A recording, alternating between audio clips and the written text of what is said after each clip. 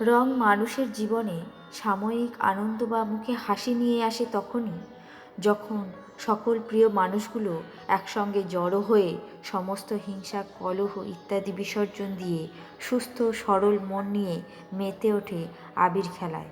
প্রতিটা মানুষ পছন্দ করে রং লাগাতে, আবির মাখতে। যারা এসব থেকে সম্পূর্ণ দূরে থাকে তাদের জীবনে হয়তো এই আবির বা রং অতীতের কোনো খারাপ স্মৃতি গভীর ক্ষত সৃষ্টি করেছে, যা তারা সারা জীবনেও সারাতে পারে না।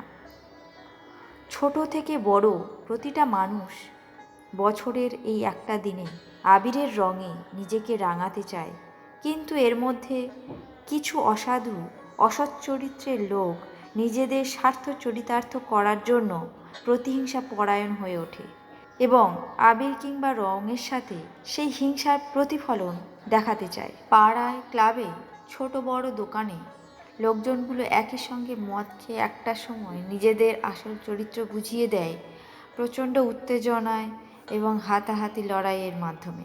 আনন্দের মধ্য দিয়ে দিনটা শুরু হলেও শেষটা হয় কিন্তু অশ্রাব্য ভাষায় গালিগালাজ দিয়ে, নিজেদের জামা প্যান্ট ছিঁড়ে, মারধর করে। কথায় আছে, যার শেষ ভালো তার সব ভালো, কিন্তু এই দিনটা শেষ কখনোই ভালোভাবে হয় না, তাই কখনোই দিনটাকে ভালো হিসেবে নেওয়া যায় না। কোনো জায়গায় এই শেষটা তো সঠিকভাবে হলো না, তাই সম্পূর্ণ উৎসবটাই অসম্পূর্ণ থেকে যায় এই সব কিছু অসভ্য অভদ্র লোকেদের মাধ্যমে। আনন্দ, মজা, হাসি সব কিছু মানুষের মনুষ্যত্বের চেয়েও বড়।